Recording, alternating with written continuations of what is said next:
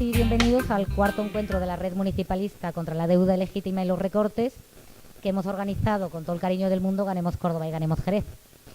En esta primera mesa, ¿vale? O plenario, tengo a mi derecha, voy a presentar a Yago Álvarez, que es miembro de la Plataforma de Auditoría Ciudadana de la Deuda y del Grupo de Coordinación de la Red Municipalista contra la Deuda Ilegítima.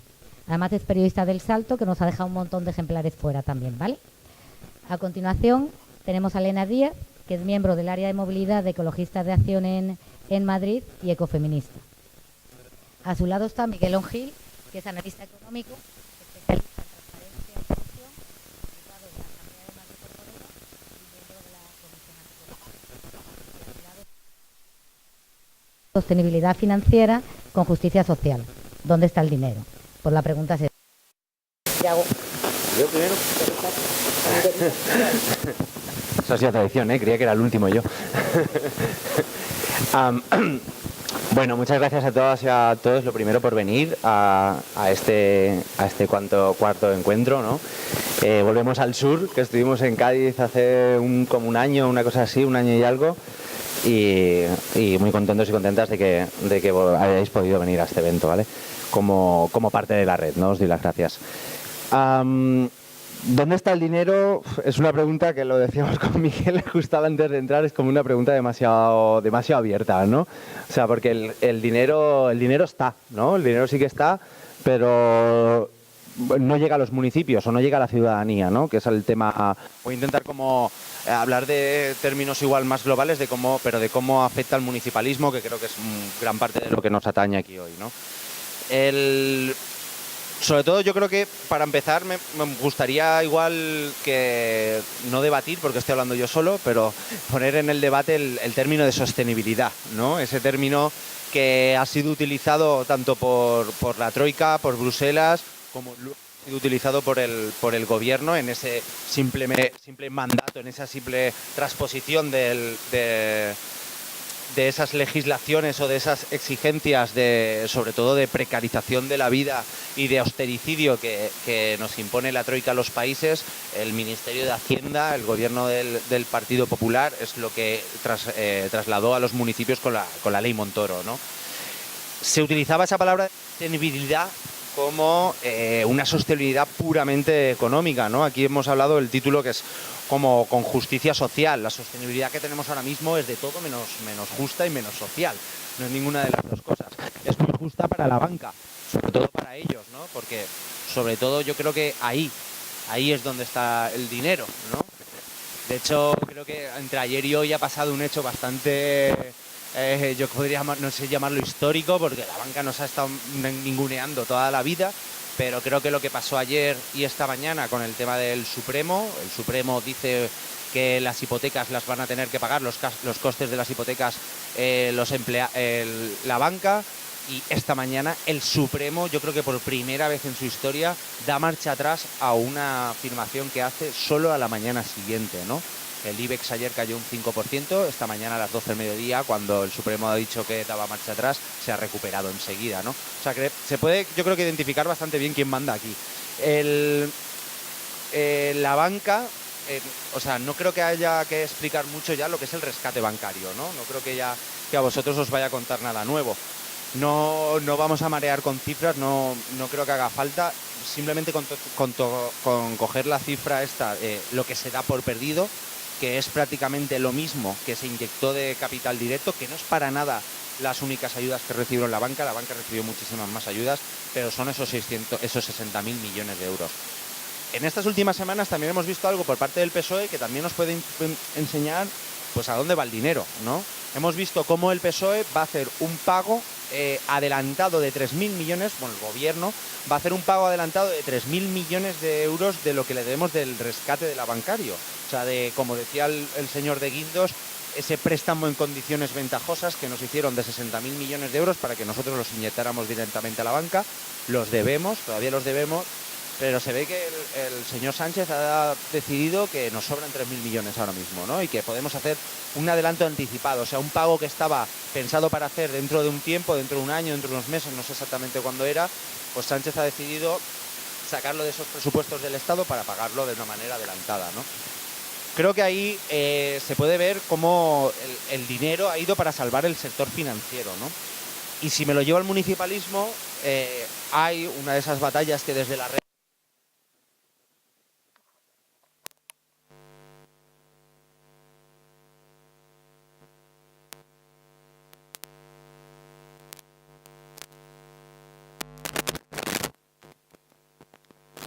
los cajones, en esa ley Montoro, esos planes de ajuste que nos vienen a principios de 2012, cómo la deuda comercial la convertimos a deuda bancaria, o sea, cómo le debemos ahora a los bancos a unos tipos de interés del 6%, ¿no? Cuando el Banco Central Europeo estaba dando el dinero al 0, al 0,25, al 0,5. Creo que ahí es una identificación bastante clara de que el dinero en este sistema capitalista, sobre todo en esta Europa, donde el Tratado de Maastricht le da todo el poder de la distribución y casi que de la producción del dinero a la banca privada, ahí podemos ver cuál es el encaminado, ¿no? El plan de pago a proveedores para muchísimos ayuntamientos ha significado millones y millones y millones en tipos de intereses, o sea, en intereses pagados sobre esa deuda. Gran parte de los ayuntamientos ya no solo deben lo mismo que debían en el 2012, sino que incluso deben más, porque cada vez que tú tienes un retraso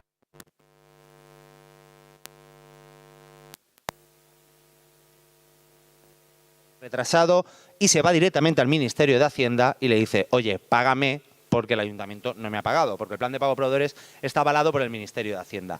El Ministerio de Hacienda luego se lo retiene de la PIE, ¿no? De la participación en los impuestos del Estado que tiene cada municipio.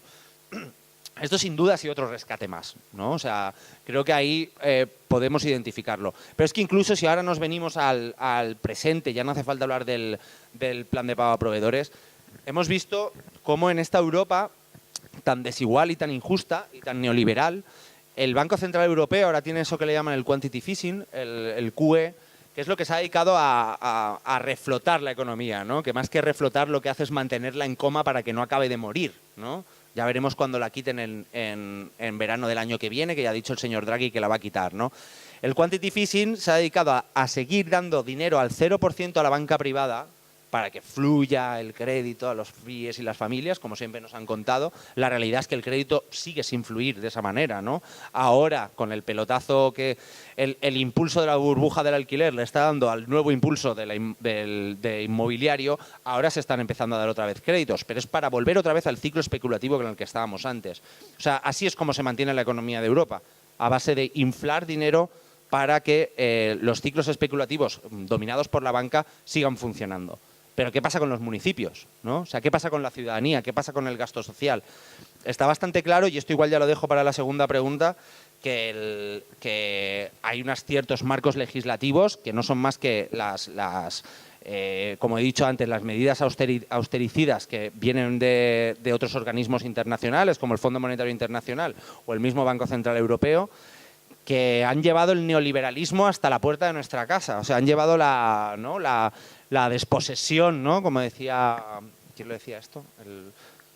Exacto. La desposesión de todos los bienes, ¿no? De la desposesión por acumulación. O sea, al capitalismo ya no le llegaba con todo lo que tenía, ya no le llegaba con los territorios por los que se llegaba, que se dieron cuenta que en los servicios públicos era donde estaba el verdadero negocio, ¿no? Y si eso ya venía en otros países desde el thatcherismo de los 70, está claro que en España en los últimos 15, 20 años ha sido de una manera exagerada, ¿no?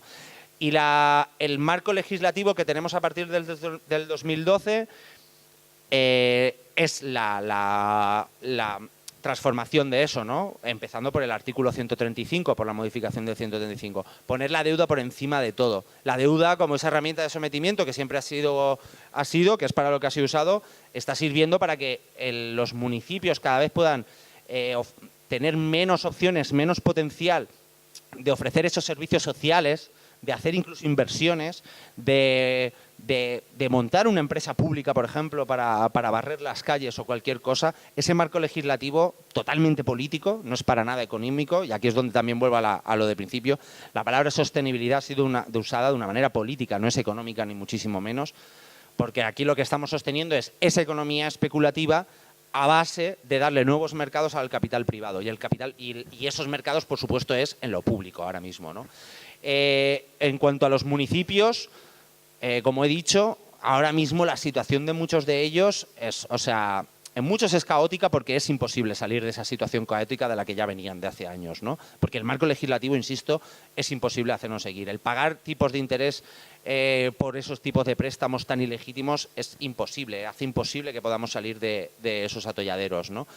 Pero es que, además, luego está la otra parte de los municipios, que son estos que sí que tienen bastante dinero, que tienen este superávit, ¿no? Ingresan más que gastan. Pues incluso tenemos esa ley Montero que tiene el techo de gasto, que ahora también está en bastante debate con la entrada del PSOE. Veremos, a ver si por fin ese techo de gasto con estas medidas que acaban de acordar con Podemos, con Unidos Podemos, veremos si podemos darle la vuelta a eso y se le puede dar una salida. Pero claro, ¿dónde está el dinero cuando un ayuntamiento tiene superávit y ese dinero que se podría gastar en facilitar la vida de las personas, en invertir en mayores servicios sociales o hacer inversiones que puedan generar empleo, etcétera, tiene que ir para amortizar deuda de manera anticipada? O sea, no para pagar las letras de los préstamos de este año, que ya las hemos pagado, sino que la legislación nos obliga a pagar el siguiente. Esto, vuelvo a insistir, esto junto al QE, junto a todo el funcionamiento del Banco Central Europeo, vuelvo a insistir, es como una rueda para mantener, ¿no? Para mantener ahí un sistema económico que no se mantiene por sí mismo. No se mantiene por sí mismo porque la apuesta neoliberal durante los últimos 30 años ha sido la financiarización de la economía. O sea, que ha sido que la economía sea bolsa, que la economía sea financiar, que la economía sea dar préstamos, pero dejando totalmente de lado la economía real, ¿no? Y eso, insisto, ha llegado a los ayuntamientos. Me habían pedido también que hablara algo de tema fiscal. ¿Cómo voy de tiempo? Ya, ¿no? ¿Ya? ¿Sí? Simplemente un par de cifras, porque son las que estaba pensando cuando venía hacia aquí. El fraude fiscal, según Gesta, no lo digo yo, lo dicen el sindicato de técnicos de Hacienda, calculan todos los años, hacen un informe anual, yo soy de esos frikis que me lo leo todos los años, calculan que se evade solo se evaden de una media de unos 80.000 millones de euros al año, ¿no? De esos 80.000 millones de euros al año, un 70 y pico, ese porcentaje varía años, pero un 76, 77, 73% es del IBEX 35 y las grandes fortunas, ¿no? Entonces, el 80% de esos 80 son 60.000 millones, vamos a decirle. Qué casualidad lo que debemos, ¿no? Lo que inyectamos a la banca y lo que se da por perdido. O sea, estamos hablando de un sistema que da por perdidos 60.000 millones a bancos que ahora están dando beneficios, pero asfixia al fontanero que te hace una factura en B mientras está dejando que el IBEX 35 o empresas como, por ejemplo, Bankia, que es un 60% pública, tenga una oficina en las Islas Caimán, ¿no? Y creo que ya he dicho bastante.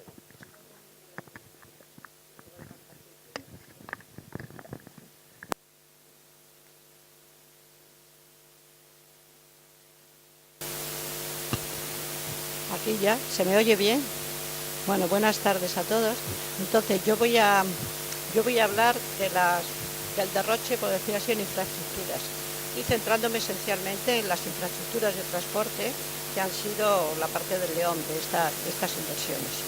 Durante años hemos tenido una política de infraestructuras desarrollista. Sí, igual me tengo que... ¿Así mejor? Vale. Decía que durante años hemos tenido una política de infraestructuras desarrollista, despilfarradora e insostenible.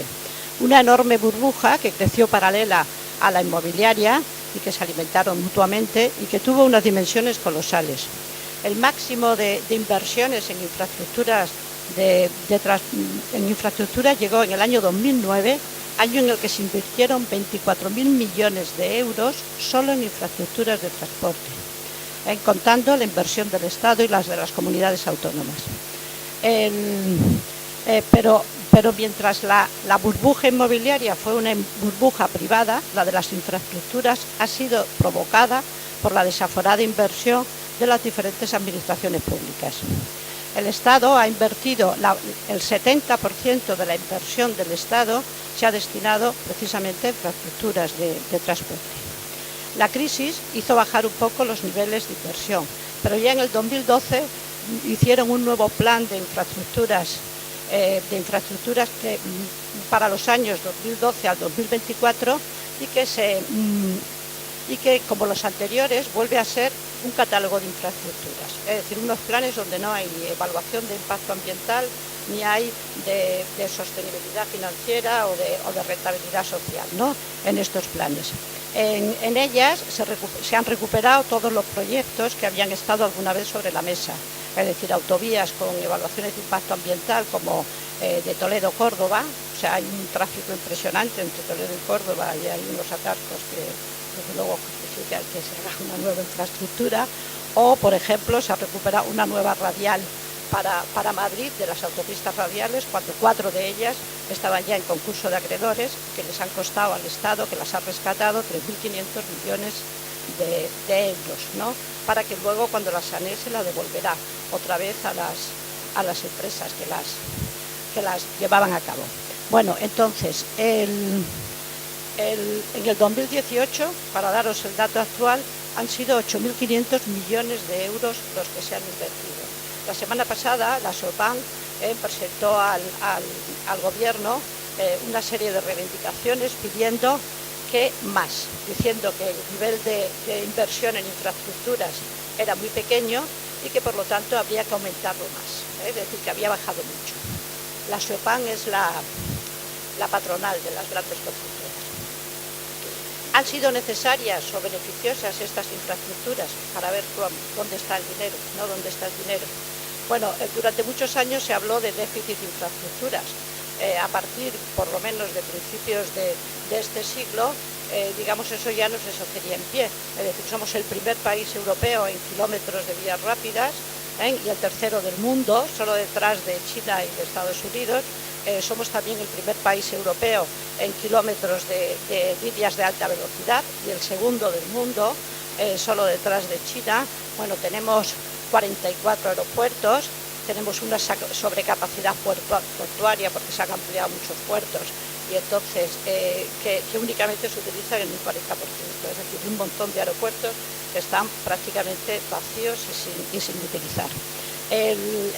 Hoy lo que se habla es lo de siempre, es decir, es que las infraestructuras son fundamentales para el desarrollo económico, es decir, que son buenas para vertebrar el territorio, para impulsar la competitividad, para creación de empleo o promoción de la industria.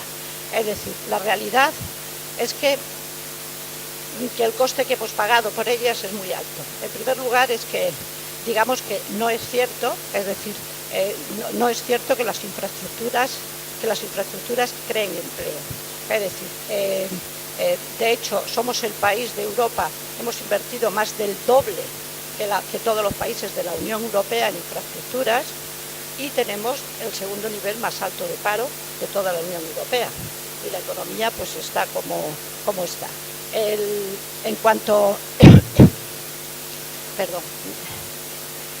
En segundo lugar, estas infraestructuras suponen un gasto de mantenimiento enorme. Solo para que os hagáis una idea, el AVE, el mantenimiento de las líneas de AVE, que son solo 3.000 kilómetros de líneas de AVE, lo que hay, cuestan 6 millones de euros al día, unos 2.000 millones de euros al año.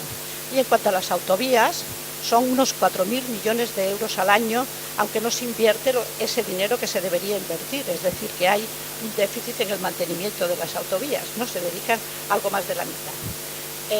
Por otra parte, también tenemos una enorme deuda, que supone, por supuesto, una hipoteca para el futuro.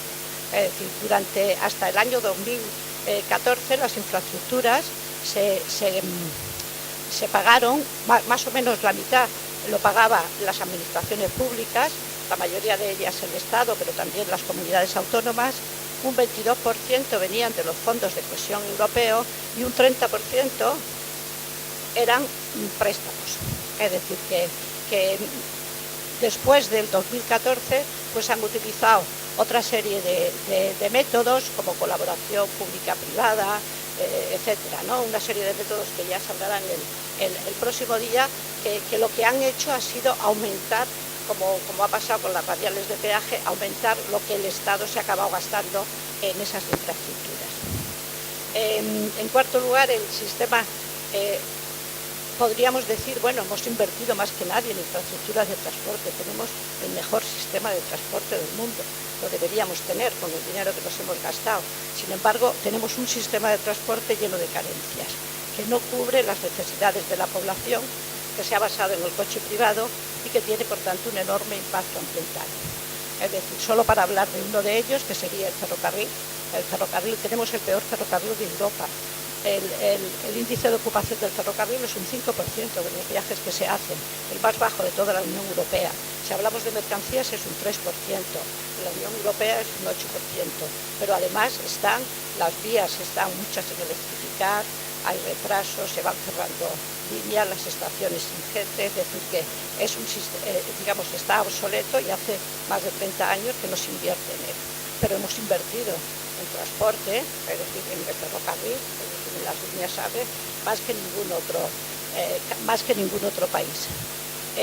Y por último, la política de infraestructuras está muy ligada a la corrupción política. Cuando parece que fue el periódico El País sacó los papeles de Bárcena, en aquellos papeles aparecían los pagos que los directores de las constructoras habían hecho al Partido Popular. Estos pagos coincidían con unos días posteriores o el mismo día en el que se habían hecho concesiones de obras de infraestructuras. Pero lo más grave de esto, es decir, y sin embargo, es decir, ninguno de los grandes constructores, que son los corruptores, es decir, ha ido a la cárcel. Sí que están siendo juzgados algunos de los corrompidos, pero los grandes corruptores no han ido, y los que se han beneficiado de esas políticas, puesto que las mordidas que han dado son en torno a 100.000 euros, cuando ellos han ganado millones de euros con la construcción de infraestructura, no se han hecho. Pero lo más grave para mí no es que digamos, no es el dinero que haya ido a parar algunos de estos al PP o algunas o a personas privadas, el dinero público, sino que la cantidad de dinero público que hay enterrado en asfalto, que hay enterrado en infraestructuras, no solo de transporte, sino en un montón como desaladoras, en un montón de cajas mágicas de estas, de contenedores culturales, etcétera, que no sirven para nada y que están completamente sin utilizar, ¿no? El gran problema es ese. Y el gran problema es que esto, además de la deuda que vamos pagando por ella, nos imposibilita o nos crea muchas dificultades para poder cambiar las cosas y establecernos en un futuro que pueda ser un futuro en el que las necesidades de transporte estén cubiertas de una manera que sea, digamos, ambientalmente sostenible y que cumpla las necesidades de la población. Nada más.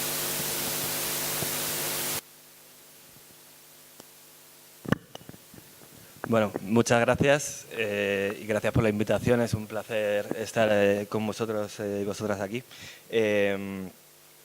También, pues eso, me enfrento al problema de tener 7 minutos para explicar todos los problemas y todas las soluciones y además a hacer ese tipo de preguntas de dónde está el dinero o, en mi caso, que es un poco desde la perspectiva que voy a hablar de corrupción, cuánto cuesta la corrupción, ¿no? Pues ojalá viniera y dijera 50.000, tiro el micrófono y me voy y aún así tampoco nos serviría, claro, tampoco nos serviría para mucho, creo, ¿no? Porque son las cifras, las digerimos y las olvidamos muy pronto, ¿no? Pero sí que me sugiere otro tipo de preguntas, quizá más preguntas que respuestas, pero lo primero, desde mi campo, la corrupción. ¿Qué es la corrupción? Yo la defino como la captura de decisiones políticas para beneficiar a una pequeña minoría en contra de los intereses de la mayoría. En esta definición entran un montón de cosas que son legales y cosas que son ilegales. Y esa es la primera diferencia que quería hacer. Entonces, ¿qué es lo que estamos contando aquí? ¿Solamente lo ilegal o también lo legal? Creo que se os ocurren a todos un montón de ejemplos, ¿no? Desde la indemnización a Florentino por el Castores. De momento hay una querella por ahí que le deseo toda la suerte del mundo, pero por el momento es perfectamente legal. Y no nos ayuda. Escuchando a Elena, se me ocurría también el ejemplo de las tarjetas Black. Resulta que lo ilegal es llevarse 17 millones, pero lo que nos ha costado eso son 23.000 millones solamente en capitalización directa. O sea, ¿cuál es el coste de la corrupción? Yo diría que 23.000 millones. Y luego lo segundo, también cuando ha hablado Yago y está hablando de sostenibilidad, me estaba pensando yo si hemos caído nosotros mismos en esa misma trampa, porque a lo mejor todo lo que nos cuesta no es solo dinero, también son otras cosas. Este tipo de decisiones que van en contra de la mayoría también tienen, pues por ejemplo, un impacto ambiental enorme cada vez que se decide construir en un sitio que que tiene recursos naturales.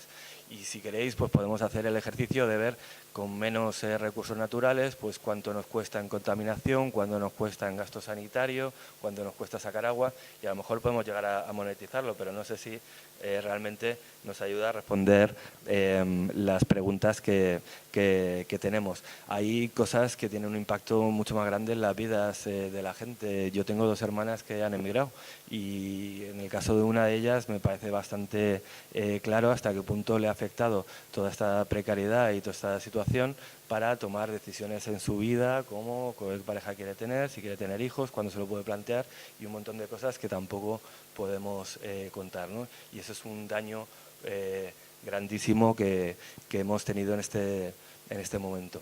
Creo que es importante también entender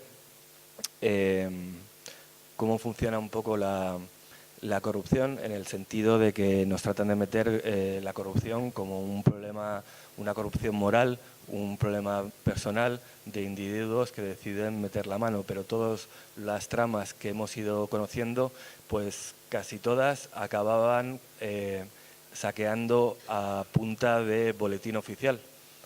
Son decisiones públicas las que acaban favoreciendo que un contrato se adjudique a alguien o que se haga una cosa o la otra, ¿no? Y además tienen que dejar, dentro de los corruptos también hay redistribución y tienen que dejar mucho dinero a diferentes niveles. Con el tema de la caja B del PP, por ejemplo, lo hemos visto.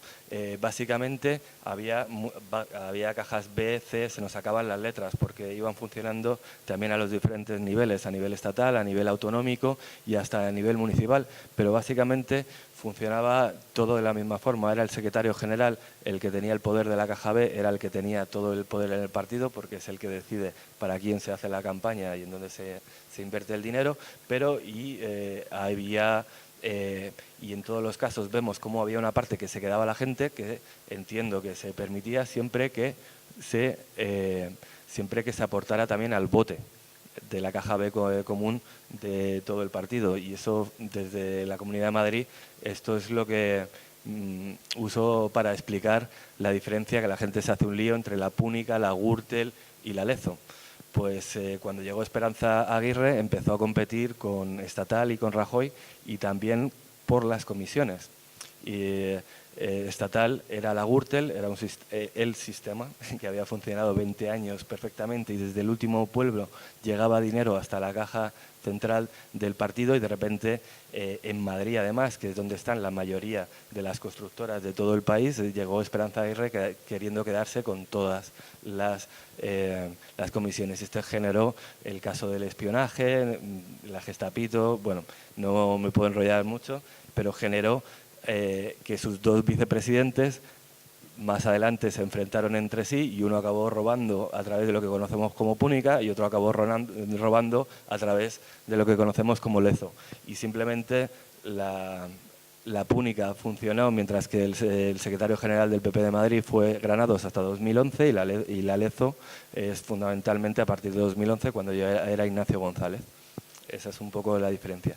Y eso también tiene que ver cómo se distribuye, y eso también, dónde está el dinero, pues el dinero también se transforma en pequeños regalos, en grandes regalos, en comisiones, en jaguars y en un montón de cosas que van a ser también difíciles de recuperar, ¿no? Pero esto también nos lleva a uno de los puntos fundamentales que contaré al final, que es un poco la regeneración del sistema político, ¿no? Creo que también es importante hablar, y fundamental, hablar de paraísos fiscales, porque creo que en estos años también se han caído un montón de mitos. Ya no es un hombre con una gabardina y unas gafas de sol subiendo a un avión con un maletín a las Caimán. Resulta que para blanquear dinero solamente hay que irse a la Castellana, a uno de los grandes bancos, a una de las oficinas VIP, y ya te lo hacen ellos a través de todas las redes que tienen. Y el primero, creo, en exponer esto clarísimamente fue Falciani. Luego hay unas cosas, por ejemplo, toda la cantidad de dinero negro en particular que hay en este país. No me acuerdo exactamente la cifra, pero no sé si había 1/3 de todos los billetes de 500 de toda la Unión Europea en España, ¿no? Por cierto, una medida muy pequeñita y que pasa un poco desapercibida, pero me parece fantástica, de este acuerdo de presupuestos, y es que los pagos entre empresarios no pueden ser mayores a 1.000 euros, ¿no?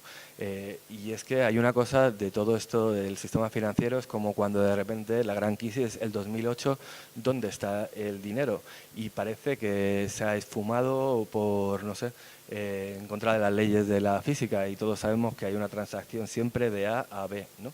Y resulta que, todo el dinero que se había ido, y de repente había 33, creo que por entonces, trillones de euros en paraísos fiscales. Y dices, bueno, pues estos son vasos comunicantes y yo creo saber dónde han acabado el dinero, ¿no? Pero lo que me parece también alucinante de todo esto es que, pero es que no podemos saber cómo ha llegado ahí el dinero, quién se lo ha llevado y todo, ¿no? Y yo lo comparaba, si os acordáis, ha habido varios escándalos de estos agroalimentarios, y resulta que a mí me alucina que hay una partida de huevos o de no sé qué producto así en mal estado, y son capaces de trazar que venía de una granja de Dinamarca, que no sé qué, y me estás diciendo que el sistema financiero, que está basado en transacciones electrónicas, no tenemos capacidad de saber a dónde se ha ido el dinero.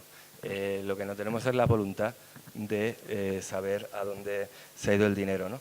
Y entonces ya termino, por lo menos mencionando un poco soluciones. Pues creo que en la medida en que las decisiones públicas sean más abiertas, sean más transparentes y sean más participadas, pues hay menos margen para que sean arbitrarias en beneficio de unos pocos. Transparencia, participación. Es fundamental ya que protejamos a los denunciantes, y toda esta gente está pagando un precio altísimo simplemente por hacer lo correcto. Tenemos que acabar ya con la impunidad. Mientras que la impunidad salga tan barata, seguirá pasando. Hay que mejorar la justicia. La inspección fiscal, lo ha dicho Yago, porque no tenemos los recursos donde realmente se escapa el dinero, y sobre todo la regeneración del sistema político desde una visión un poco completa. Creo que hay 3 cosas que son fundamentales para definir qué sistema político te va a salir,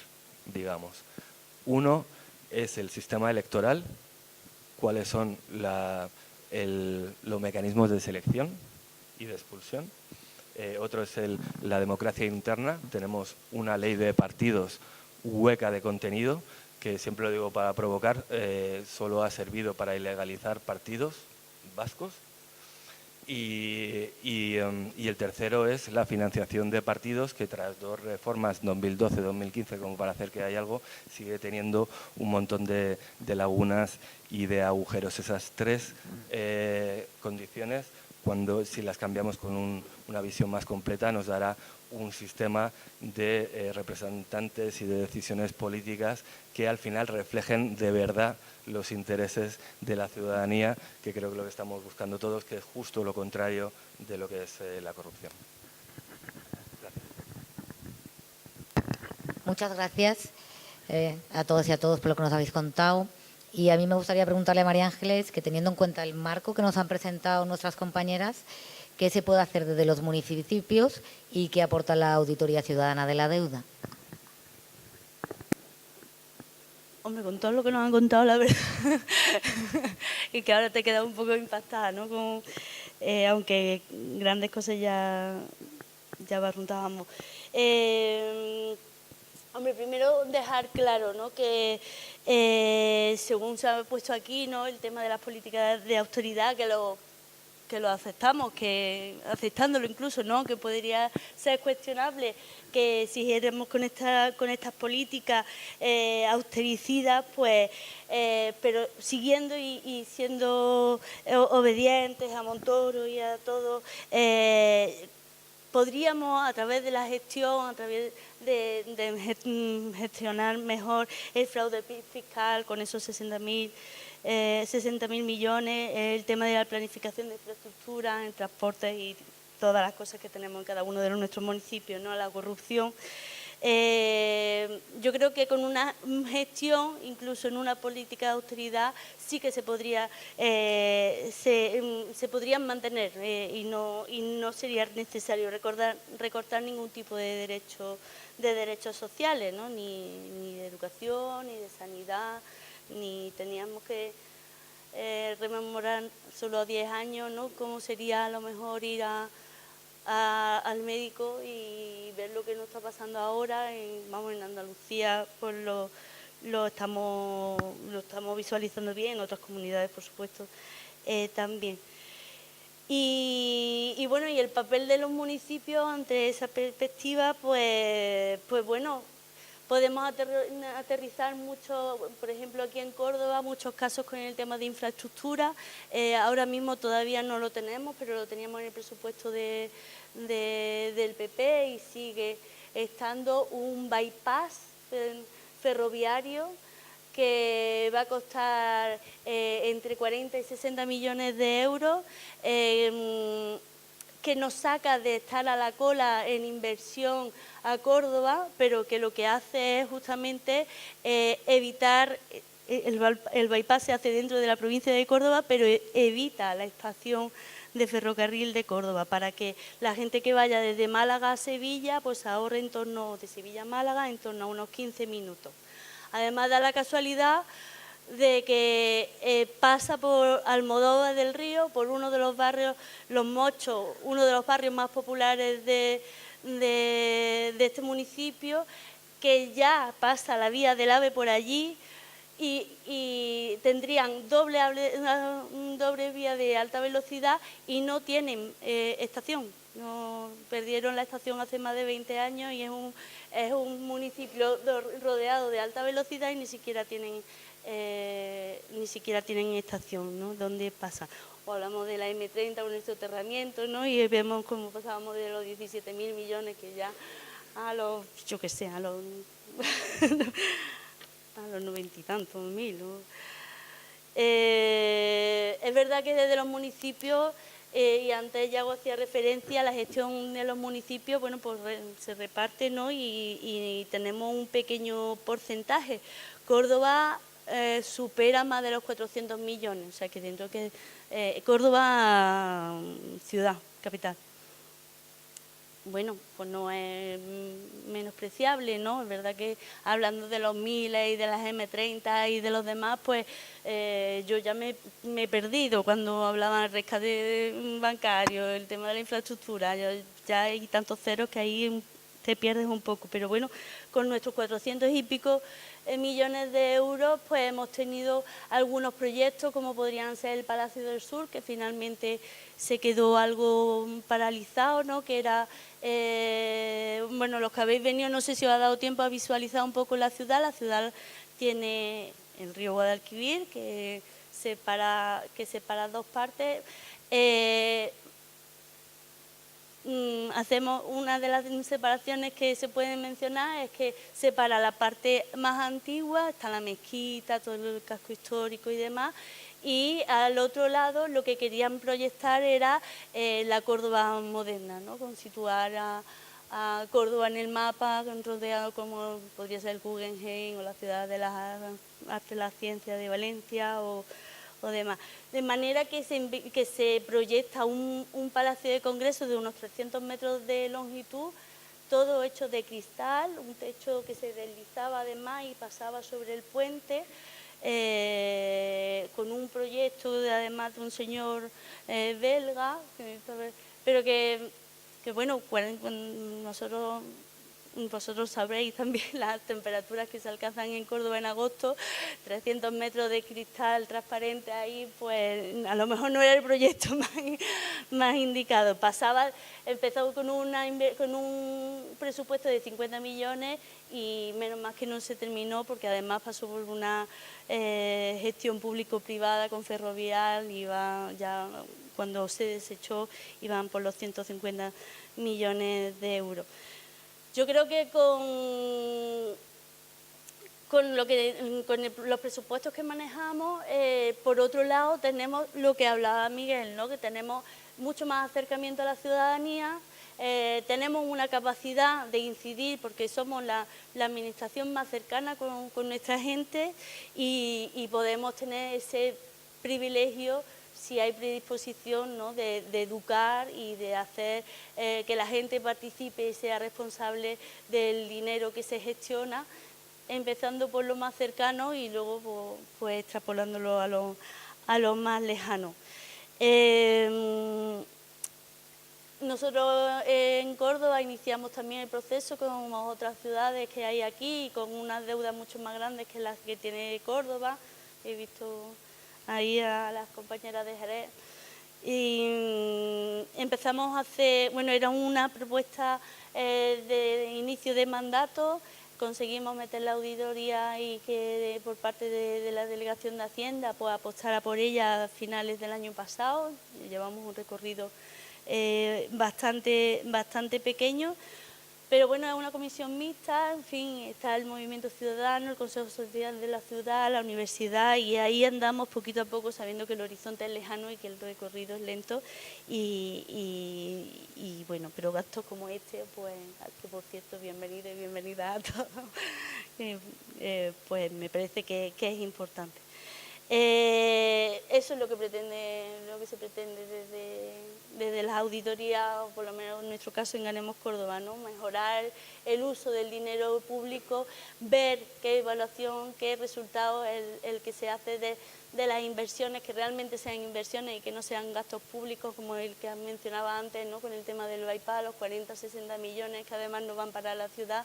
Y además que conocíamos, ¿no?, hace poco, esta semana, que la Red Andaluza de Lucha contra la Pobreza pues publicaba un informe en el que se indica que el 37% de la población andaluza pues está en riesgo de exclusión social, ¿no? Y nos andamos gastando, mencionando el Palacio, el Congreso, la ciudad, aparte de dividirse por lo antiguo y la proyección de lo nuevo, donde se proyectaba lo nuevo es uno de los barrios, el tercer barrio más pobre del Estado, ¿no? Y estamos haciendo una inversión cuando no siquiera la población de ese barrio ni siquiera tiene los mínimos derechos. Y bueno, por eso, pues poner un poquito de sentido común. Muchas gracias. Y Ángeles, y ahora un poco, después de lo que nos habéis contado, Miguel, Yago, Elena, parece que nos quedamos con un sabor de boca un poco amargo, ¿no? Entonces yo creo que igual por acabar tenemos que buscar la parte positiva, que seguro que somos capaces de encontrarla, ¿no? Entonces, ¿nos podéis contar para vosotras y vosotros cuáles serían las claves esenciales para solucionar o mejorar el cuidado de lo público desde vuestros ámbitos? Para acabar bien, ¿no? Yo, antes me vas a permitir que vuelva otra vez me deja un par de datos que quería dar, perdonadme, en la de dónde está el dinero, ¿no? Cuando la compañera Elena ha hablado de partidas presupuestarias, me he acordado de una que tenía que apuntar y no la he dicho. La segunda partida presupuestaria más grande de nuestros presupuestos generales del Estado, unos 33.000 y pico millones de euros, los intereses de la deuda. O sea, solo en intereses, no en capital, solo en intereses, 33.000 millones de euros, ¿no? Como he dicho antes, si nos cargáramos el Tratado de Maastricht, ese que dice que el Banco Central Europeo solo le puede dar dinero a los bancos privados, además de conceptos como prima de riesgo o confianza de los mercados, no existirían, nos darían exactamente igual. Es que esta deuda la podríamos por lo menos solventar más o menos. 35.000 millones es lo que da ahora el QE a empresas privadas en un mes y medio, más o menos, es lo que está dando ahora, ¿no? Y luego otra cosilla, que aprovecho que tengo aquí un amigo de Podemos y creo que hay alguna diputada por ahí también en la sombra.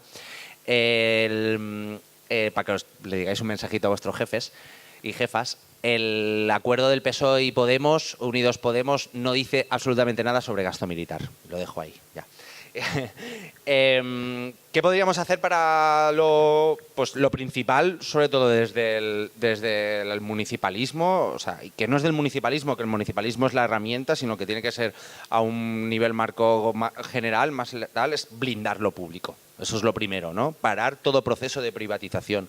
O sea, yo creo que después de estos 15 o 20 años de ultraneoliberalismo ya podemos identificar que no funciona, ¿no? Y ya podemos darlo. Ya hay incluso un informe del Tribunal de Cuentas que dice que lo privado no ha salido más barato que lo público en este país, ¿no? Yo creo que ya tenemos las herramientas suficientes como para también comunicar eso a todos nuestros compañeros, compañeras, a la ciudadanía. O sea, romper el dogma neoliberal de que lo privado es mejor que lo público. O sea, eso es fundamental que la gente lo entienda y en nuestras manos está el hacer que lo entiendan, ¿no? Entonces, en el nivel municipal, aparte de brindar los servicios públicos, los ayuntamientos tienen que volver a tener ese poder y esa fortaleza para crear, ¿no? Lo primero, derogar la ley Montoro, por supuesto. El techo de gasto, si los ingresos son nuestros, ¿por qué no nos los podemos gastar? Porque lo diga el señor Montoro, lo dijera en su día el señor Montoro. La tasa de reposición cero, eso que no nos deja contratar a gente, ¿no? Que eso sí que en el acuerdo del PSOE Unidos Podemos hay un grandísimo avance, por lo menos si sale adelante en el tema de la tasa de reposición cero. Podría ser mucho mejor, o sea, se podría quitar directamente. Y luego, por supuesto, tiene que haber una reforma de la financiación local. Los ayuntamientos, que son esos que están más cerca de la ciudadanía, son los que tienen una infrafinanciación total, ¿no? Hay miles de combinaciones, eso lo podríamos debatir en otro momento, ¿no? Pero, como digo, sobre todo, hay que romper esa asfixia que tienen los municipios, esa asfixia que tiene la ciudadanía y que tiene cualquier administración pública para hacerlo su cometido, que es al final hacer la vida de las personas muchísimo mejor.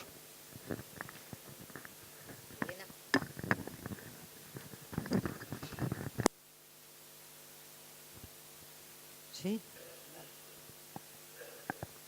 Bueno, las claves para mejorar el transporte. Hay una que a mí me parece importante y es que todo el tema este de la construcción de infraestructuras de transporte ha gozado de un beneplácito institucional prácticamente absoluto. Es decir, no solo entre los partidos que estaban en el poder, sino también entre las comunidades autónomas o los propios ayuntamientos. Es decir, todo el mundo ha pedido que quiero que el AVE llegue a mi ciudad. ¿Cómo vamos a ser la única capital de provincia que nos vamos a quedar sin autovía, que no vamos a tener una autovía, etcétera? Es decir, todo el mundo, digamos, lo ha considerado como el gran bien. Entonces, yo creo que lo primero es aceptar que el transporte es un coste, no es un bien. Es decir, es un coste, es algo que nos cuesta. No produce riqueza. Simplemente sirve para transportarse. Es decir, es un servicio que tiene que prestar el gobierno a la ciudadanía, que se supone que también para para las mercancías, ¿no? Como es un servicio, está claro, y que lo que hace es costar, te cuesta dinero, te cuesta tiempo, etc. Es decir, entonces te cuesta impacto ambiental, hay costes ambientales muy graves, te cuesta energía. Entonces hay que hacer, o sea, lo que se trata es de dar el servicio haciendo más con menos, es decir, lo que se llama la eficiencia, ¿no? Que es la que tienen todos los seres vivos en la naturaleza. Es decir, todos los seres vivos en la naturaleza, su eficiencia es su capacidad de supervivencia. Si no son eficientes con la energía, no sobreviven. Entonces, nuestro lema es menos y mejor transporte, ¿no? Es decir, es un servicio, es decir, lo que hay que hacer es tener menos transporte, no favorecer que cada vez nos movamos más y más lejos en transportes motorizados que consumen cada vez más energía. Es decir, eso no es un bien, eso no es progreso.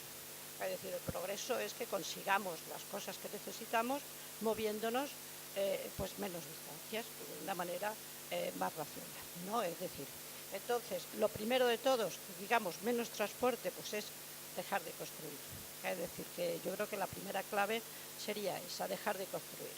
O sea, nosotros pedimos la moratoria a las grandes infraestructuras del transporte, que se deje de construir. Cerrar los aeropuertos, que son deficitarios, y concentrar estos aeropuertos territorialmente. Únicamente 11 de los 44 aeropuertos que hay son, es decir, cubren gastos. Solamente 11 cubren gastos, pues cerrar lo que no hay. Abandonar los proyectos de AVE. Y entonces intentar reconvertir esos proyectos de AVE haciendo más estaciones para que sirva, es decir, el AVE sirve a muy poco, es decir, no estructura el territorio, sino que lo desestructura, por lo tanto, lo desestructura, únicamente hace desarrollar los grandes nódulos, la parte intermedia, o sea, todos los pueblos y ciudades que antes tenían ferrocarril se han quedado sin, ¿no? Entonces, lo que se trata es de, bueno, pues más estaciones, menos velocidad, ¿no? Convertirlo para eso. Y, por supuesto, apostar por el ferrocarril por sus ventajas, ¿no? Por sus enormes ventajas. Es el mejor para transportar mercancías, ¿no? Es el más eficiente energéticamente y además ya está hecho. Es decir, tenemos una red de ferrocarriles que llega a todas las capitales de provincias, entonces, y mantener lo que se tiene. Es decir, dejar de construir y mantener lo que se tiene, apostando por el ferrocarril. En un segundo lugar sería concentrarse en la movilidad cotidiana. Es decir, sobre todo porque ahí es donde las necesidades de transporte motorizado, digamos, han crecido más rápidamente, han crecido por la extensión de un modelo de ciudad completamente disperso, ¿no? Y que basado en el coche, y que el coche crea distancias que solo él puede recorrer. Así que cada vez, actualmente se habla de que nos movemos unos 50 kilómetros por persona al día. Es una barbaridad. Es decir, eso se hace a costa de mucha energía, de contaminación, etc. Entonces, se trata de lo que se dice crear cercanía, es decir, que las cosas sean accesibles. No es bueno moverse mucho, es decir, muy lejos, sino que sean accesibles. La accesibilidad, una cosa es accesible cuanto más cerca está.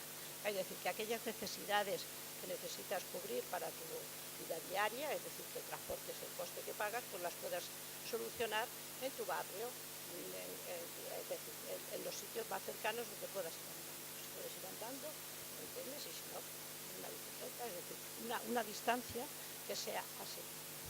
Eso es lo más difícil, porque el modelo de ciudad que hemos creado es muy difícil de cambiar, ¿no? Es decir, ni siquiera en una generación igual lo cambiamos, pero en el caso de que las distancias que hay que crear son largas, pues apostar por el transporte colectivo. Es decir, que yo creo que esas serían las claves de conseguir, bueno, pues más y mejor transporte y de que, bueno, digamos, esté al servicio de las personas, es decir, partiendo de las necesidades, no sé si lo he dicho antes, pero está claro que a la hora de dar ese servicio lo que hay que partir es cuáles son las necesidades. En el momento actual nunca se ha planteado cuáles son las necesidades, no se plantea cuáles son las necesidades de Córdoba.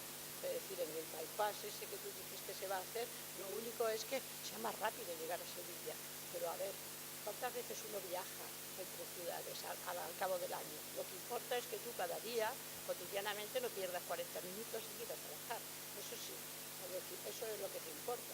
Pero un bypass ahí, encima, o sea, como siempre, es decir, digamos que son por aquellos partes del territorio que destruyen, que hacen más daño, son los que no se benefician de ello, ¿no? Es decir, que digamos que eso sería partir de las necesidades, disminuir las necesidades de transporte y de movilidad y dejar de construir, ¿no?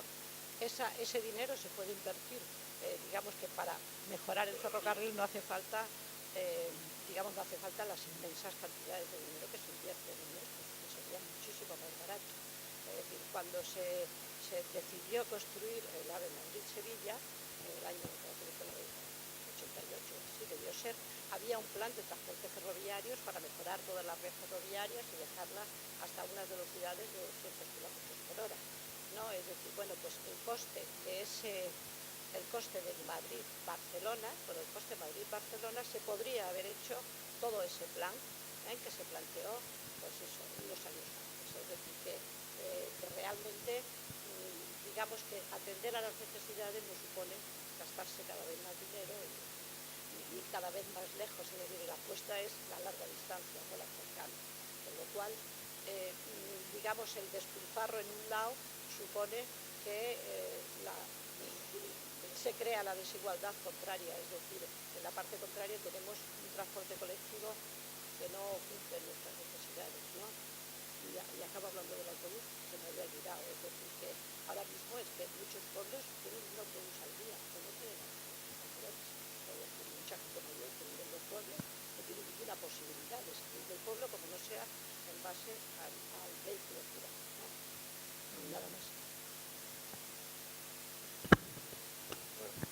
Yo voy a aprovechar también un segundo para decir algo que se me había olvidado el anterior, y es que Elena en realidad me había dejado a huevo explicar un poco en Madrid cuál es el modelo de desarrollo, o sea, por qué España va así. Pues creo que he explicado en la Comunidad de Madrid, con parte de lo que ha dicho Elena, se entiende muy bien.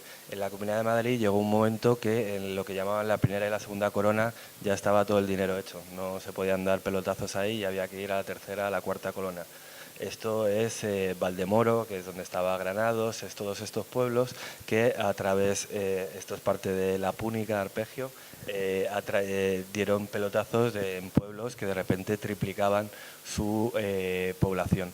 Para hacer más atractivo a la venta de esas viviendas de promotores que estaban pagando comisiones al propio partido, además se hicieron las radiales, para darle todavía más ventajas, y que hemos vuelto a pagar. Y además, en todos estos desarrollos, resulta que había siempre antes un terreno para una escuela concertada, y a día de hoy siguen sin encontrarlo para la pública. Entonces, además, estaban generando unos mercados cautivos que fomentaban los negocios de sus amigos en sanidad y en educación y todo, ¿no? O sea, que creo que como ese es el modelo de desarrollo alimentado por la corrupción, que es lo que engrasaba todo esto, y eso es lo que tenemos que recuperar hacia un modelo de desarrollo que tenga sentido de acuerdo a las necesidades de los ciudadanos, ecologistas y todo este tipo de cosas. Y eso es lo que hemos perdido, y es a lo que voy a llevar mi discurso más o menos una y otra vez. Y es que la corrupción no es un problema moral, es una enfermedad de la democracia. No sé si se puede erradicar, pero por lo menos se puede tratar. Y ni siquiera con el PP y con estos gobiernos ni siquiera lo estábamos tratando, ¿no? Creo que, bueno, sí, lo del gasto militar se lo digo a Pablo esta tarde, y creo que mañana a primera hora ya está esto solucionado. Pero mira, también me ha recordado otra cosa para enganchar, y es que creo que algo ya se ha acabado, y creo que fue hasta con el PP, es que cada verano nos levantamos con unos créditos extraordinarios que eran 5.000 o 8.000 millones, que es, por cierto, más dinero del gasto comprometido en estos nuevos presupuestos populistas y que nos van a hundir a todos. Y esto también me hace hablar, este mismo jueves, el Ciudadanos ya está celebrando que va a haber educación infantil de 0 a 3 gratis en toda la Comunidad de Madrid, porque ha aprobado una PNL, una moción, en el que le estaba diciendo al PP que si no lo aprobaba, pues le tiraba los presupuestos este año. Y resulta que las tres demandas de Ciudadanos, una es esto, aumentar el gasto público, y las otras dos son rebajas de impuestos. Y tanto Ciudadanos como el PP están prometiendo aumentar el gasto y reducir los ingresos, y además nos dicen que esto no va a tener ningún impacto en la deuda. Si le preguntas a Ciudadanos, dice solo hay que gestionar mejor. Y es que, sinceramente, yo alucino también con los medios de comunicación y cómo nos están tratando. Nosotros tenemos unos presupuestos populistas porque resulta que para aumentar el gasto vamos a aumentar los ingresos. Y esta gente, sin que le pregunten los periodistas, te dicen a la vez que van a aumentar el gasto, que van a reducir los impuestos y que además no va a aumentar la deuda. Y es alucinante. Y es que quería traer esto porque es que estamos perdiendo el relato. Es que le preguntas a la gente y es que dices, mira, Tsipras lo que tuvo que hacer. Bueno, a Tsipras le cortaron la liquidez de los bancos el tercer día que nombró sus ministros. Entonces, bueno, el margen de actuación que, bueno, no quiero abrir ese tema, ¿no? Pero creo que también es un tema mucho más largo, y creo que si le preguntas a la Generalidad así de ciudadano medio, resulta que te dicen, la banca pública, uy, no, las cajas son los causantes de todos nuestros problemas. Que, por cierto, me alegro y reconozco que me sorprendió un poco ver esa propuesta de banca pública, y yo quería, que hemos presentado esta semana desde el Grupo Podemos en el Congreso, pero también me gustaría llevarlo un poquito más allá. Hay veces que siendo entidades privadas les damos una capacidad absoluta de gestionar todas nuestras vidas. Me estaba contando una persona hace tiempo que no era capaz de tener un trabajo sin dar una cuenta de banco, que él lo quería cobrar y no quería pasar por ahí, y resulta que es prácticamente imposible. Hay una cantidad de regulaciones que al final te obligan a hacer no sé qué trámite con un banco, y creo que no solamente tenemos que hablar de banca pública, sino de hacer público un poco los servicios financieros más básicos. ¿Por qué no hay un sistema de pagos público? O sea, ¿por qué cualquier tarjeta de crédito le cobra a una pyme un 3% al final y al cabo de su facturación?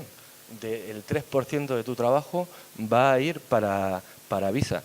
Pues esto de verdad es algo que no podemos gestionar desde lo público. Creo que tenemos que poner un poco acento a eso y no simplemente lo que es el tótem de banca pública, que creo que evidentemente es necesario en una situación en la que estamos para acabar con la exclusión financiera de tantos millones de personas que están en esa situación. Y nada, con esto lo dejo. Terminando con lo de corrupción y democracia. Al final vinimos pidiendo más democracia y nos estamos entreteniendo por el camino. Es fundamental que no dejemos de empujar. Está tan gastado la palabra regeneración democrática que ya casi no sabemos lo que significa, pero es la grandísima asignatura pendiente, la segunda, la tercera transición. También hay muchas formas de decir todo esto, pero que no se nos olvide.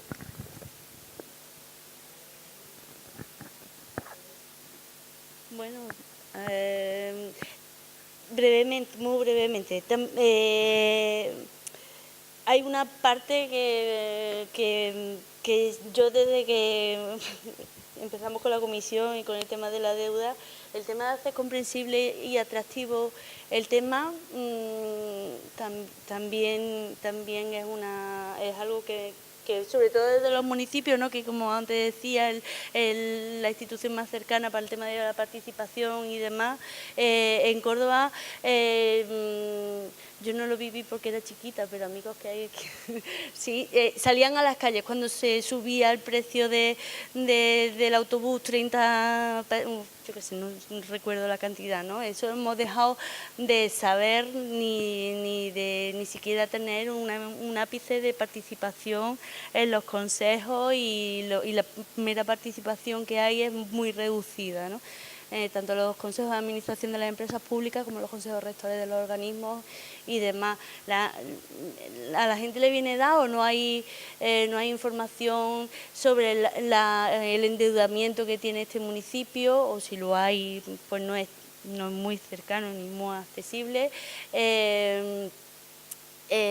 Ahora se están haciendo algunas jornadas de deuda y demás, pero bueno, en este anfiteatro ya vemos los que estamos.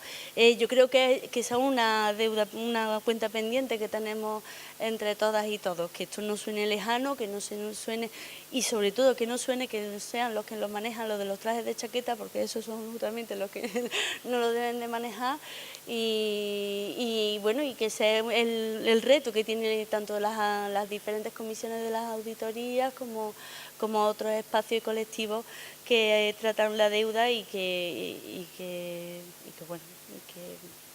lo tenemos pendiente. Nos queda como media hora, un poco más. Entonces, si alguna de los presentes quiere decir algo, alguna participación, alguna pregunta, tenemos micro por ahí, tenemos una mano levantada, dos. ¿Micro existe? ¿Os doy este? ¿Venís aquí y habláis?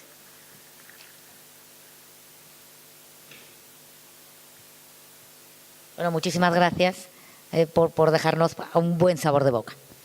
Mi paisano. Hola.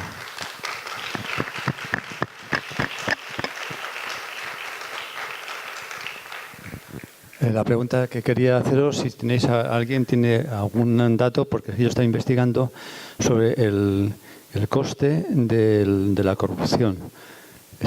¿Cuántos Porque yo estaba viendo y había informes que me llegaban de 200.000 millones, 20.000 millones.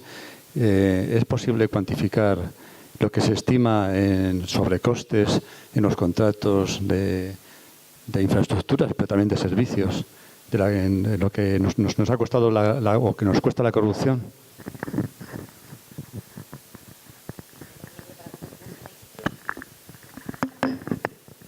Entre nosotros, yo lo he dejado un poco por imposible en darle una cifra exacta, pero te digo las cifras que se pueden usar, que hay por ahí. Creo que la más cercana es un informe de la de la CNMC, de la Comisión Nacional del Mercado de la Competencia, en la que estimaba, no la corrupción, los sobrecostes en 48.000 millones al año.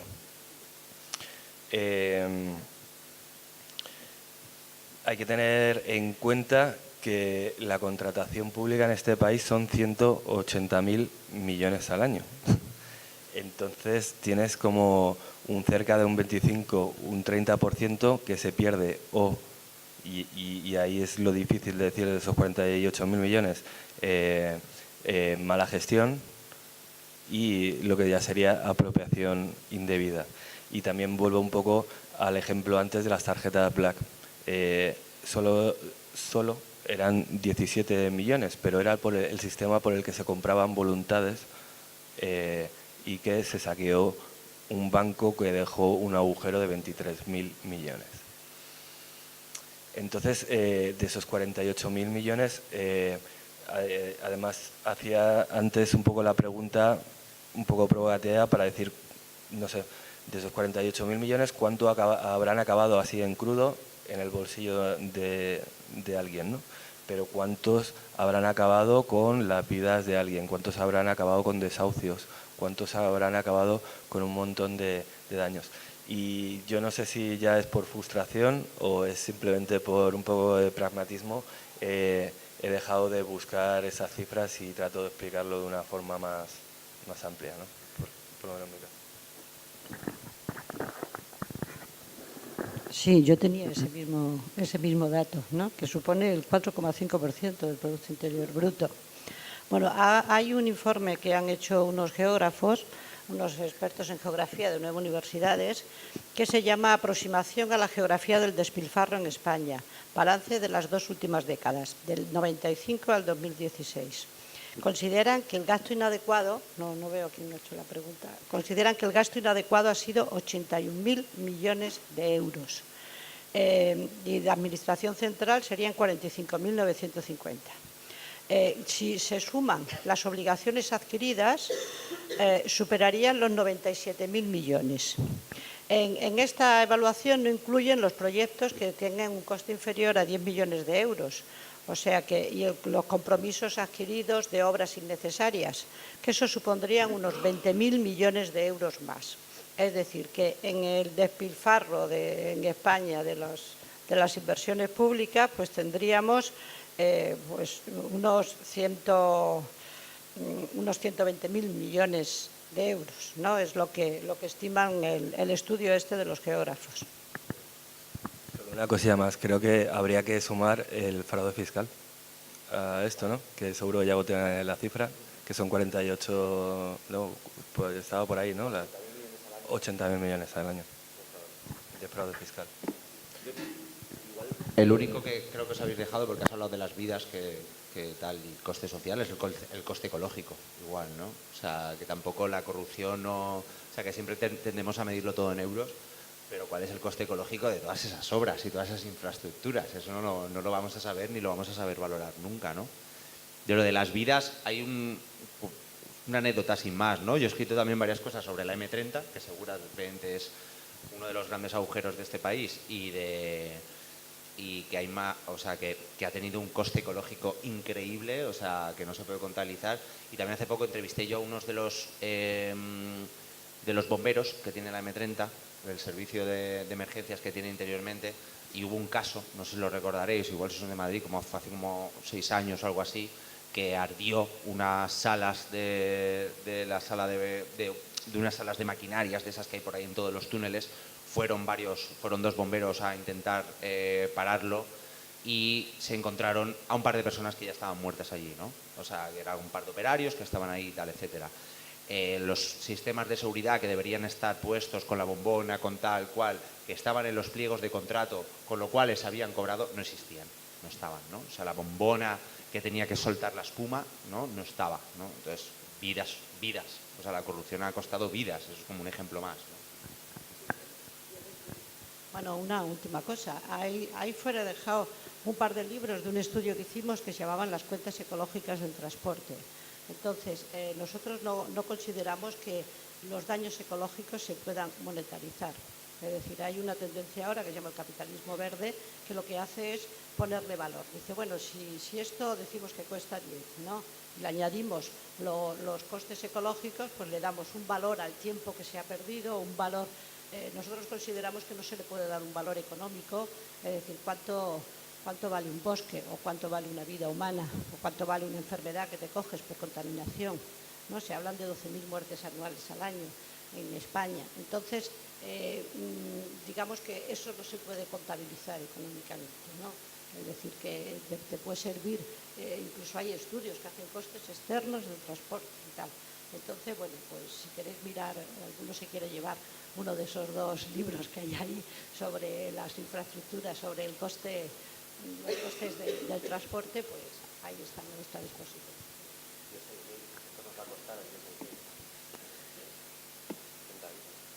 La otra pregunta que teníamos por aquí.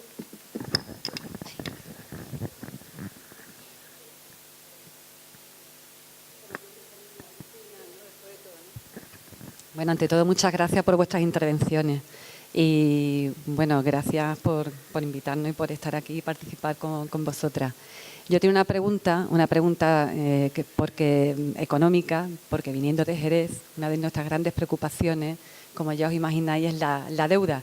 ¿Se me escucha bien? Sí, ¿no? Entonces, esto va dirigido, bueno, a los 4, pero en especial a ti, Yago. Lo siento. Has hablado antes de los... Lo siento, pero yo creo que es que también... Totalmente. Di que sí, pero entonces ellas no se enterarían. ¿Vale? Que has hablado antes de los fondos de ordenación. Los fondos de ordenación como una fuente de financiar los pagos a proveedores, ¿no? Como una solución o una única alternativa que nos vende el sistema como una maldad, ¿no? Y estoy de acuerdo contigo, lo comparto, que es una maldad del sistema. Pero ¿qué hacen los municipios cuando enfrente lo único que tienen, aparte de recurrir a estos fondos de ordenación con un tipo de interés del 0,4 que está actualmente, tipo de prudencia o tipo de la administración pública, como se llama, lo que tenemos enfrente es o sentencias en firme porque no han llevado a los tribunales por el no pago a estos proveedores, ¿vale? O un interés de un 8%. Es decir, ¿qué pueden hacer los municipios? ¿Qué alternativas tenemos para no tener que acogernos a estos fondos de ordenación? Es cierto que lo ideal sería la medida preventiva, no tener que llegar a esto, ¿no? Tener un sistema de financiación a largo plazo, ¿vale?, que evite llegar a estos extremos. Pero cuando ya estamos, ¿qué podemos construir entre todas? Gracias. Buena pregunta. Que está claro que el panorama está bastante oscuro, sobre todo, pues yo te digo, como viendo cosas como la de esta mañana, ¿no? El poder que tiene la banca de incluso darle la vuelta a una sentencia del Supremo. O sea, está bastante complicado, ¿no? Yo ya lo he dicho antes, o sea, yo lo he dicho de una manera y Miguel de otra, creo que es lo de, yo he dicho cargarme Maastricht para que nos apoderemos del Banco Central Europeo y él ha dicho creación de banca pública, ¿no? Que son dos paliativos, creo yo, para financiar a las administraciones públicas sin tener que pasar por la banca privada. O sea, si tuviéramos, y es que lo tenemos muy fácil, es que tenemos un banco que el 60% es nuestro y el 30% y es el tercero o cuarto ahora mismo del Estado, ¿no? Si Bankia la hiciéramos pública, pues Bankia podría prestarle dinero a Jerez de la Frontera para que Jerez de la Frontera eliminara absolutamente todas las deudas con los otros y si lo hiciera, pues un plan de pago al 0%. O sea, no ni al 0,4 ni otro. Lo que has dicho del 8%, o sea, es que es una barbaridad. O sea, estando en Jerez me enteré también de que las deudas que tienen los ayuntamientos con la Seguridad Social te las cobran al 3 y pico ¿no? Las deudas con la Seguridad Social, y si encima te retrasas te lo suben al 8,5, un 9%, una cosa así, ¿no? O sea, es una verdadera barbaridad que una administración pública le cobre a otra, o sea, que la Seguridad Social le cobre a un ayuntamiento deudas a un 9% de interés. Es una barbaridad. Eso es usura pura, sobre todo cuando tenemos los tipos de interés a mínimos históricos, sí que al 0%. ¿Cómo puede la Seguridad Social cobrarle un 9% o un 3%, me da igual, a un ayuntamiento, ¿no? Entonces yo creo que tiene que ser todo como un cambio bastante estructural que ponga en el ojo, que ponga encima de la mesa lo que suponen los intereses. Ya no la deuda, sino los intereses, lo que ejerce esos intereses.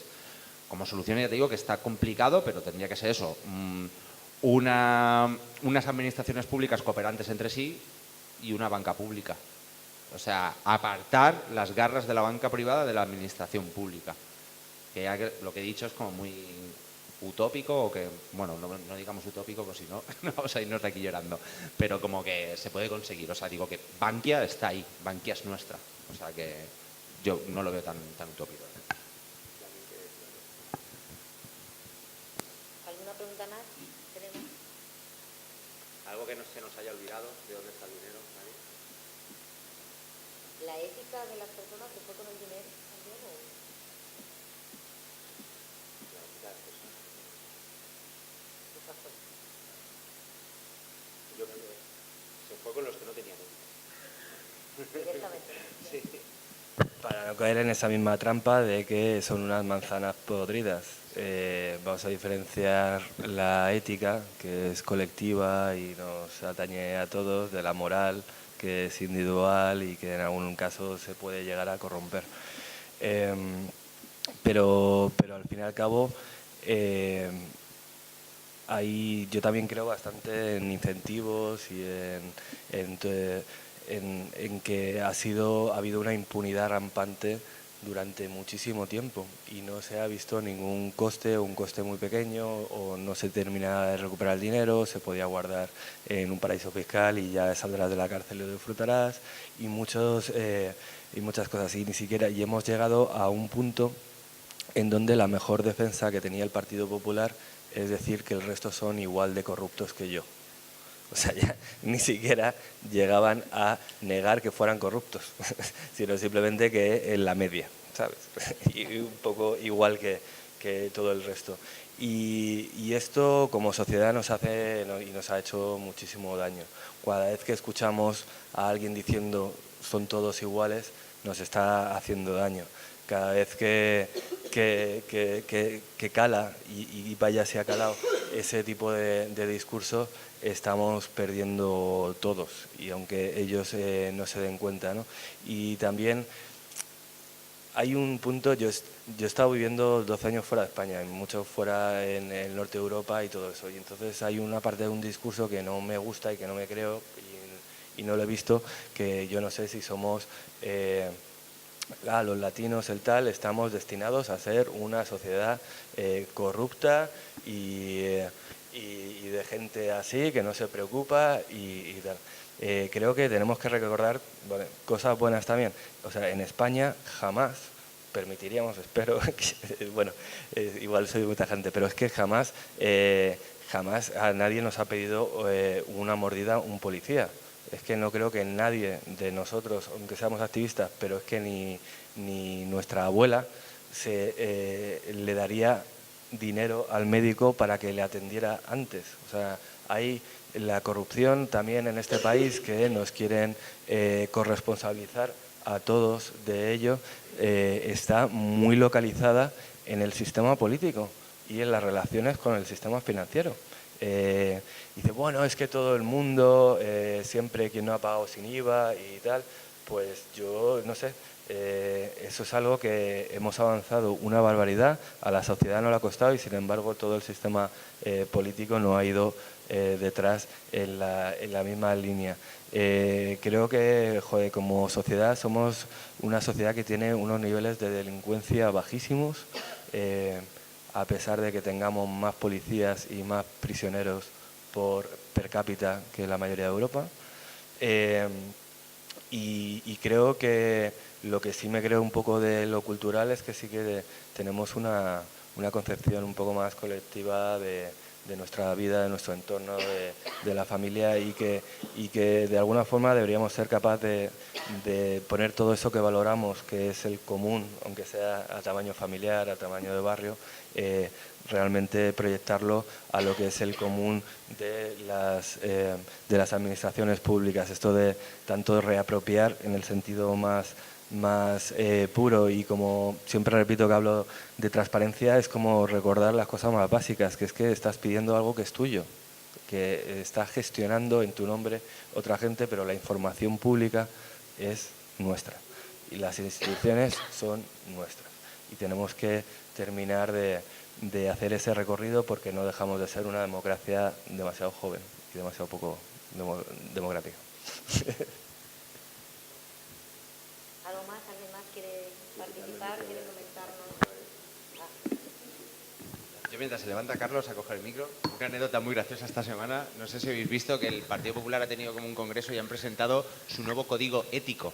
Y el código ético dice literalmente: no vamos a financiarnos de una manera que no lo permita la ley. Es como, esa es tu ética, o sea, simplemente que lo permita la ley.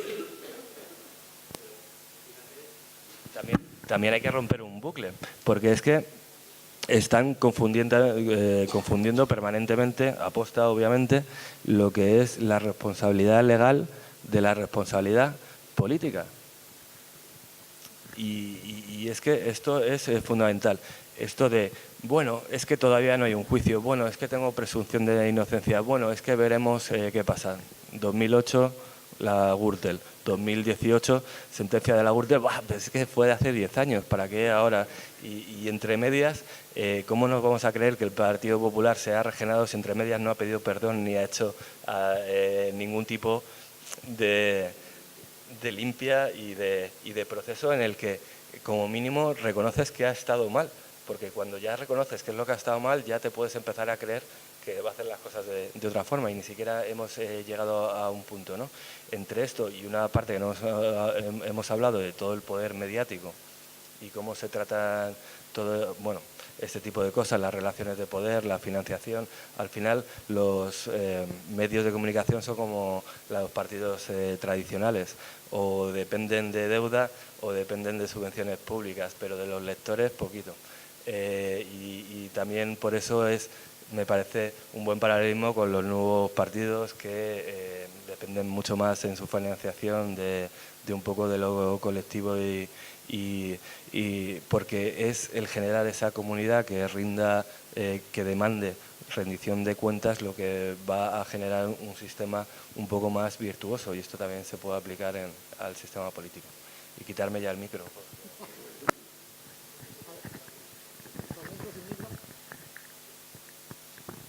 Bueno, lo habéis apuntado, pero no lo habéis dicho. No hay ningún sistema, ningún mecanismo legal, jurídico, que nos permita luchar contra la corrupción. Solo hay uno. Es la intolerancia social a la corrupción. Y si ha mejorado algo y si se ha juzgado a alguien es porque la gente ha empezado a no ser tolerante con la corrupción. La única manera de evitarlo, y pongo los casos nórdicos, tú has estado por ahí, lo habrás visto, siempre lo digo, en Dinamarca no hay corrupción o hay muy poca corrupción porque en cuanto sale un caso, en cuanto se oye, la sociedad no lo tolera y esa persona tiene que salir fuera del círculo en el que estaba. Intolerancia social.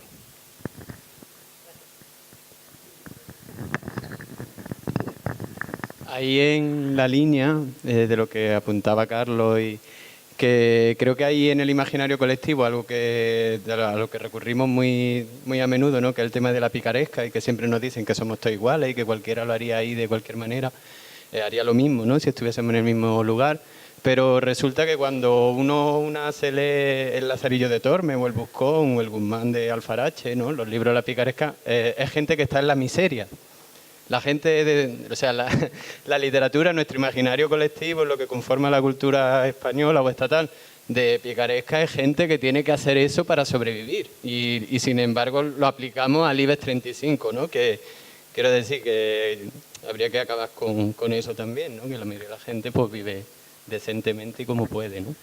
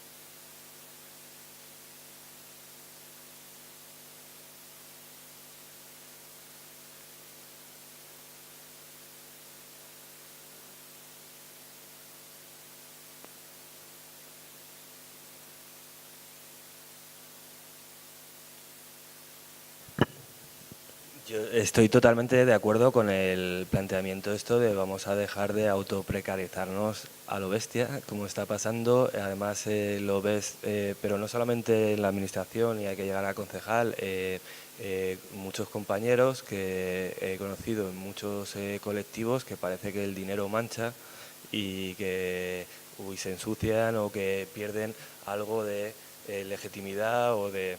¿sabes? Y es simplemente hacerlo sostenible, y claro que tiene que ser con unos salarios unos salarios decentes. Además es que no sé, yo a lo mejor como cargo público me pueden echar en cara, bueno, 3.000, pues disculpa, que no me los quedo, ahora voy a eso, pero es que aunque fueran 3.000, o sea, no sería un problema, creo que yo fuera a cobrar 3.000, el problema es que hay mucha gente que cobra menos de 1.000. Entonces no nos vamos a pelear entre el último y el penúltimo para ver quién es más miserable y así nos sentimos mejor, ¿no? Pero en cualquier caso, sobre lo que es los salarios en cargos públicos, creo que hemos confundido algo desde el principio. Y es que nadie prometió hacer un voto de pobreza. Y el objetivo no era mantenerse en una línea medio de pobreza o no privilegiada. O sea, el objetivo era no beneficiarse con tu entrada en las instituciones. Es totalmente diferente. Yo tengo muchas compañeras, se me ocurren muchos ejemplos. Una era jefa en un ambulatorio, y es que cobra el doble que como diputada de Podemos. Y no me parece lógico, porque esto es un problema, de hecho, para acabar absorbiendo a un montón de gente muy válida que me gustaría tener con nosotros. Y si esa persona siguiera cobrando lo mismo, 4.000 euros, aunque a lo mejor yo cobrara menos, lo que pasa es que, claro, luego ponte a hacer la regla y ponlo por escrito, cuando sí y no, y te vuelves un poco loco, ¿no? Pero lo que quiero decir es que no nos confundamos, no prometimos ser pobres para siempre. Prometimos que no nos íbamos a beneficiar por el hecho de convertirnos en cargos electos, y esto es el fondo que deberíamos tener. Y la última reflexión, en mi caso, yo no me quejo porque, bueno, tampoco venía de 4.000 euros, sinceramente creo que también me podía haber buscado la vida igual o mejor, pero ni siquiera es para mí fundamental. Pero lo que sí va a ser un orgullo para mí es empezar esta legislatura cobrando unos 1.800, yo creo eran 1.950 euros cuando empecé la legislatura, y espero acabarla, si se aprueba el salario mínimo interprofesional, cobrando 2.700. Haber aumentado un 50% mi sueldo, porque se le ha aumentado a la gente que peor cobra de este país. Y el ligar, en el caso de los políticos, esto no son tan liberales, pues venga, por objetivos. Yo solamente me voy a mejorar mi salario si a la gente que peor le va de todo el país le va mejor. Y yo estoy muy contento personalmente por ese efecto.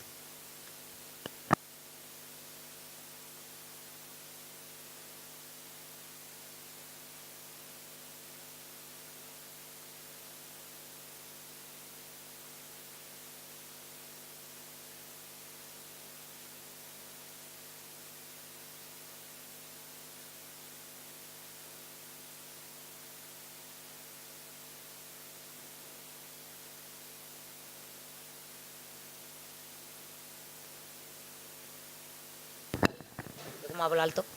Bueno, que muchas gracias, que ha sido muy gratificante todo lo que nos habéis contado, lo que habéis compartido con nosotras y nosotros. Y gracias a vosotras y vosotros por estar aquí, porque sin vosotros tampoco esto sería posible. Entonces, entre todas hacemos. Muchas gracias.